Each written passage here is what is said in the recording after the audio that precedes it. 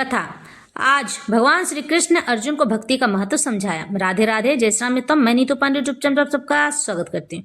इस प्रसंग का वर्णन श्रीमद् भगवद गीता में मिलता है। भगवान श्री कृष्ण आज अर्जुन को समझाते हुए कहते हैं, हे अर्जुन, जो लोग मेरी भक्ति करते हैं, जो लोग मेरी भक्ति में रम जाते हैं, वो लोग केवल मेरा ही कार्य करने के लिए तत्पर रहते हैं। हे अर्जुन, जो लोग मेरी भक्ति को ही सर्वोपरि मानते हैं, सर्वप्रथम उसे ही जगह देते हैं, तो वो केवल मेरा ही अनुसरण करते रहते हैं और सभी जीवों में, सभी प्राणियों में केवल मुझे ही देखा करते हैं और यह समझ जाते हैं कि ईश्वर तो कण कण में विराजमान है, जो कर्णोदक साई विष्णु बनकर सभी के नाभि स्थल में विराजमान रहते हैं।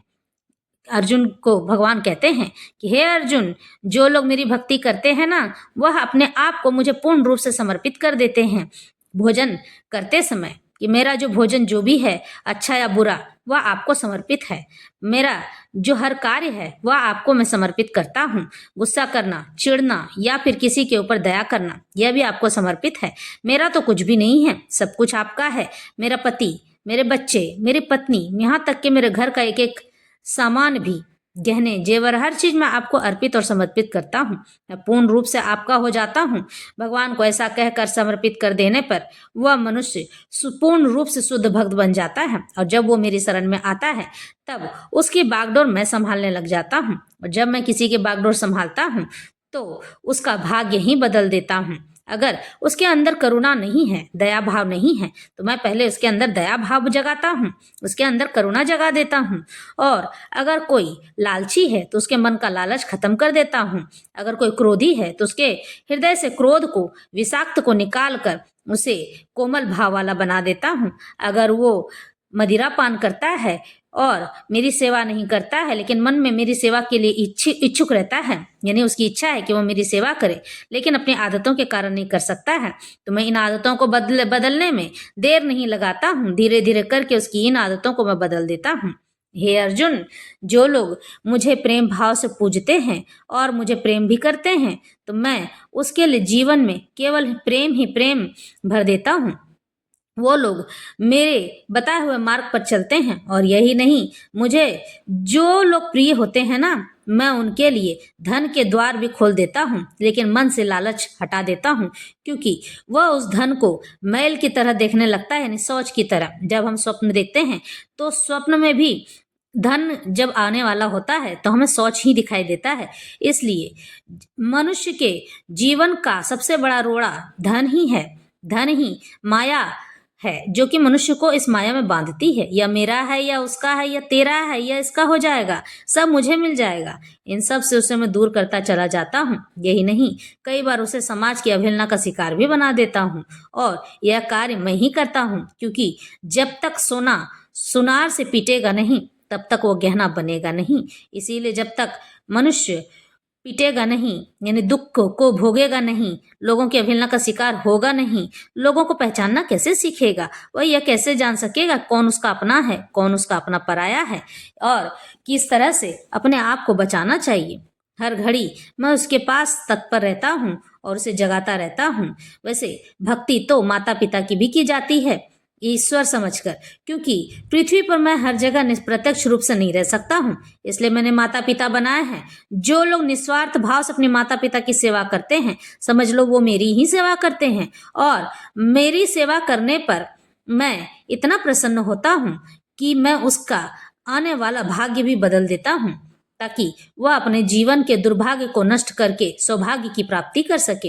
इस पृथ्वी पर अगर किसी का ध्यान रखना चाहिए तो वो सर्वोपरि है माता, उसके बाद गुरु और उसके बाद पिता। ये तीनों ही हमारे जीवन के अभिन्न अंग हैं, लेकिन माता और पिता का समान रूप से, समान भाव से सेवा करनी चाहिए, क्योंकि हमारे जन्मदाता और पालन के कर्ता भी हैं और उन्होंने बड़े ही दुख सह के हमें पाल पोस कर बड़ा किया होगा। यह बात हमेशा ध्यान में रखना चाहिए। वैसे जब एक पुत्र बड़ा हो जाता है ना, तो उस पुत्र को यह होना चाहिए कि वह अपने पिता का ही पिता बनकर उनका लालन पालन सेवा संच करे और जिम्मेदारी निभाए, लेकिन मन में भाव अपने पुत्र के ही रखे कि ये तो मेरे पिता हैं। क्योंकि अगर वो अपने पिता का पिता बनकर ही सेवा करेगा तो पूर्ण रूप से अपनी जिम्मेदारी निभा सकेगा। उसे लगेगा कि यह मैं नहीं करूंगा तो कौन करेगा, यह तो मेरा पुत्र है ना, लेकिन मन में पिता का ही भाव रखे कि वो उनके पिता हैं और उनसे किसी भी तरह से अपेक्षित बात नहीं करनी चाहिए जो कि उनकी इच्छा के अनुरूप ना हो। उन्हें दिल दुखाने वाली बात नहीं करनी चाहिए। माता को भी अपनी पुत्री के समान ही मानना चाहिए ताकि वह जिस तरह से अपनी पुत्री से प्रेम करता है उसी तरह से अपनी माता से प्रेम कर सके, लेकिन मन में अपनी माता के लिए भाव माता का ही होना चाहिए। इस तरह से जब कोई मनुष्य अपने बच्चे की तरह माता पिता का लालन पालन बुढ़ापे में करता है ना, ईश्वर उससे अति प्रसन्न हो जाते हैं। माता पिता को लालन पालन करने का एक ही तरीका है कि उनसे उनकी बचपन में जिया जाए। जब कोई मनुष्य अपने माता पिता को उनका बचपन लौटा देता है तो उसके माता पिता बहुत प्रसन्न होते हैं, क्योंकि बुढ़ापे में उन्हें धन की आवश्यकता नहीं होती है, जमीन जायदाद की आवश्यकता नहीं होती है, बल्कि आपके प्यार भरे सांत्वना और मीठी वाणी की आवश्यकता होती है। आपके पास बैठने की आवश्यकता होती है और आपके आदर करने की आवश्यकता होती है। जब आप उन्हें आदर भाव देते हैं, सांत्वना देते हैं, मीठी वाणी बोलते हैं तो वो भाव विभोर हो जाते हैं। मत कर्म कृन्म तत्परमो भक्त संगवर्जिता निर्वैर सर्वभूतेषु यस मामेति पांडव। हे अर्जुन, जो व्यक्ति सकाम कर्म यानी अच्छे कर्म तथा मनोधर्म यानी कि मन से धर्म के कलमश से मुक्त होकर मेरी शुद्ध भक्ति में तत्पर रहता है, जो मेरे लिए ही कर्म करता है, जो मुझे ही लक्ष्य समझता है और जो प्रत्येक जीव से मैत्री भाव यानी कि मित्रता का भाव रखता है, वह निश्चय ही मुझे प्राप्त कर लेता है। भगवान यह समझा रहे हैं, अनासक्तस्य विषयान यथार्ह मुपयुच्यतः निर्बंध कृष्ण संबंधे युक्तम वैराग्य मुच्यते। ऐसा कोई कार्य न करे जो कृष्ण से संबंधित ना हो, जो भगवान को समर्पित ना हो। यह कृष्ण कर्म कहलाता है। कोई भले ही कितने कर्म क्यों न करे, किंतु उसे उनके फल के प्रति आसक्ति नहीं होनी चाहिए। यह फल तो कृष्ण को ही अर्पित किया जाना चाहिए। यदि कोई इस तरह से भगवान समझाते हैं कि किसी भी कर्म को भगवान श्री कृष्ण को ही अर्पित कर देना चाहिए।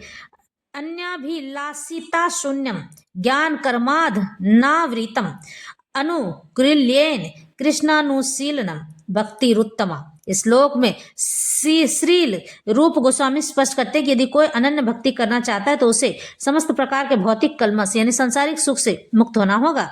सांसारिक सुख की कामना नहीं करनी होगी। उसे ऐसे व्यक्तियों से दूर रहना चाहिए जो सकाम यानी कि सब अच्छे कर्म और मनोधर्म यानी कि मन से धर्म में आसक्त हो। ऐसी अवांछित संगति और भौतिक इच्छाओं के कलमश से मुक्त होने पर वह कृष्ण ज्ञान का अनुशीलन कर सकता है। जब तक मनुष्य अपने सांसारिक सुख भोग का त्याग नहीं करेगा तब तक उसे ईश्वर प्राप्त नहीं होंगे। ऐसा हमारे भगवत गीता में कहा गया है। भक्ति योग एवं सतत युक्ता ये भक्तास्तवाम पर्युपासते ये याप्यक्षर मव्यक्तम तेसाम के योग वित्तमा। अर्जुन ने पूछा, जो आपकी सेवा में सदैव तत्पर रहते हैं, तैयार रहते हैं, या जो अव्यक्त निर्विशेष ब्रह्मा की पूजा करते हैं, इन दोनों में से किसे अधिक पूर्ण सिद्ध माना जाना चाहिए। अब तक कृष्ण साकार निराकार यानी कि सबके सामने में उपस्थित, निराकार यानी कि जिसका कोई आकार ना हो, जिसे कोई देख ना सकता हो, और सर्वव्यापक तत्व को समझा जा चुके हैं और सभी प्रकार के भक्तों और योगियों का भी वर्णन कर चुके हैं। सामान्यतः आध्यात्मवादियों को दो श्रेणियों में विभाजित किया जा सकता है, निर्विशेष और सगुणवादी। जो कि सगुणवादी भक्त अपनी सारी भक्ति से परमेश्वर की सेवा करता है और निर्विशेष भी कृष्ण की सेवा करता है, किंतु प्रत्यक्ष रूप से न करके वह प्रत्यक्ष निर्विशेष ब्रह्म का ध्यान करता है। इस अध्याय में हम देखेंगे कि परम सत्य की अनुभूति की विभिन्न विधियों में भक्ति योग सर्वोत्कृष्ट है। यदि कोई भगवान का सानिध्य चाहता है तो उसे भक्ति करनी चाहिए। जो लोग भक्ति के द्वारा परमेश्वर की प्रत्यक्ष सेवा करते हैं वे सगुणवादी कहलाते हैं, जिनके समाज में गुण उपलब्ध हैं। जो लोग निर्विशेष ब्रह्म का ध्यान करते हैं यानी कि मन ही मन भगवान को भजते हैं, वे निर्विशेष कहलाते हैं। यहाँ पर अर्जुन पूछता है इन दोनों में से कौन श्रेष्ठ है। यद्यपि परम सत्य के साक्षात्कार के अनेक साधन हैं, लेकिन इस अध्याय में कृष्ण भक्ति योग को सर्वों में श्रेष्ठ बताते हैं। यह सर्वाधिक प्रत्यक्ष है और ईश्वर का सानिध्य प्राप्त करने के लिए सबसे सुगम साधन है। भगवत गीता के द्वितीय अध्याय में भगवान ने बताया है कि जीव भौतिक शरीर नहीं, आध्यात्मिक स्फुलिंग है और परम सत्य परम पूर्ण है। 7वें अध्याय में उन्होंने जीव को परम पूर्ण का अंश बताते हुए